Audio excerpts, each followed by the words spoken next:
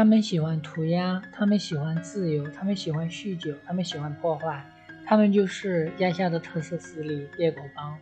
Hello， 大家好，我是小峰。本期我们来聊一下亚夏大陆 4.5 势力之一猎狗帮。作为进入游戏就在打的怪物，猎狗帮是不是人呢？肯定是啊。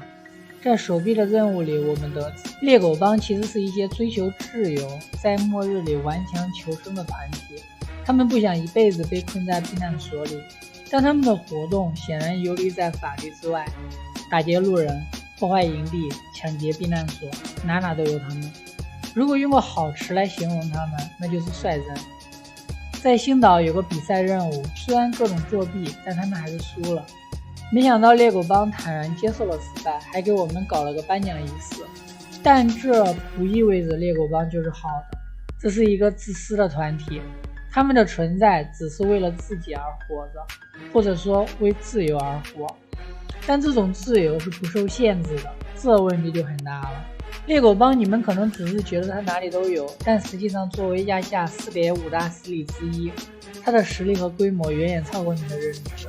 猎狗帮在管理上是按小组行动，分营地驻扎，每个点位都会有一个头目的存在，根据营地的大小又分为小营地、中营地、大营地，里面的首领也各不相同，有时甚至会有3到4个头目。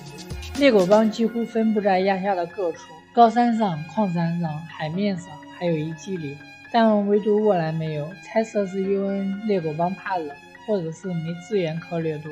猎狗帮拥有着技术一流的祭司，除了靠武器攻击，他们还有着各种机甲，这些机甲来源于大灾变形的工业机甲。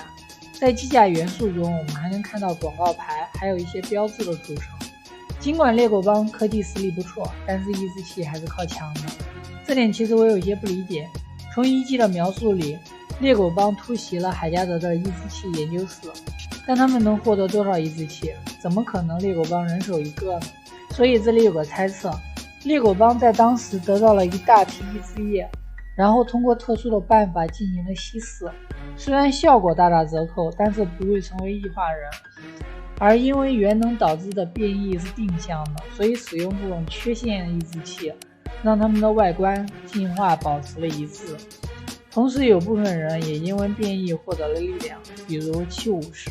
接下来要聊的就是大家心心念念的小甜甜了。作为猎狗势力的女王，小甜甜可不像外表那么可爱。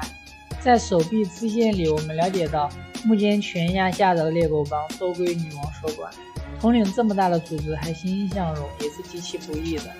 小甜甜其实在管理上还是很人性化的，不愿意参加争斗的基本都派去守资源了，跟随他的都是斗争性比较强的成员。